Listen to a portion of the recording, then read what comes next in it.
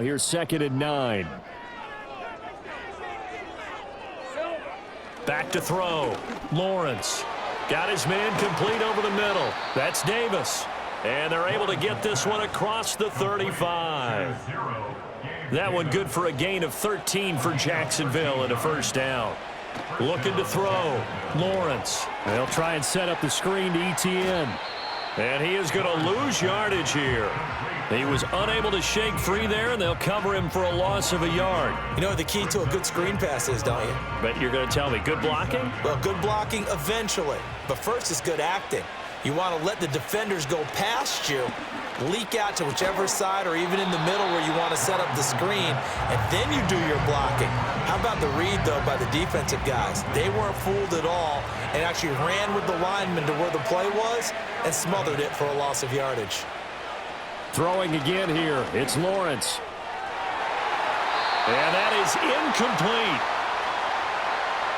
On 4th down on his Logan Cook to punt. 46 on his first kick. This one in that neighborhood as well. 40 yards on the punt, 2 on the return. And the Eagles will have it, taking over 1st and 10. The Eagles offense going to take over late in this first half. And with a 3-score deficit staring them in the face, they might have to press the issue here and try to get points out of this drive. And this is into the hands of Campbell downfield. The Eagles going to take the first of their timeouts as they'll stop it with 40 seconds remaining in this first half.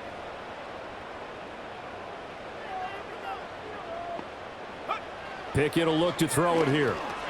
And he'll get this underneath, dropping it off for Barkley. Now the Eagles will use the second of their timeouts. So that means they're down to 1 remaining here as we head toward halftime. Pickett back to throw. And that'll be incomplete. We do have a penalty flag down, however. Let's see what that's about. So following the hold, they're in a bit of a hole here with a 1st and 20. Looking to throw, Pickett. That's the first time he's called his own number, but he's got to be overjoyed with the results. He wasn't just going to settle for a modest gain. To me, he was determined to come through with a big message to a defense that slept on him in the pocket. 2nd down and 6 now. Now Pickett. Now throw out wide, going to be incomplete. Some of the fans here don't seem too happy about what we've seen in this first half. No, not at all, and I understand why. They've looked lethargic, out of sync, and it shows on the scoreboard. That's to the sideline and incomplete. Jacksonville's pass defense holds serve. 4th down. Well, how about the coverage we just saw him break out on 3rd down? Dime defense, blanketed the field with extra defensive backs and speed, unable to find an open hole to complete that pass. And he missed it. It's no good. And the deficit will stay at 3 scores. Well, Brandon, anything beyond 50, you start rolling the dice a bit. And once you get up around 57, 58 yards, the chances of making it go down dramatically. And sure enough, this one winds up no good. The Jacksonville offense set to begin their next drive. And they'll have time for 1 play. There's 2 seconds on the clock. And he's going to be taken down here as that will lead us to the end of the first half of play. So we've reached halftime here with the visiting Jaguars out on top.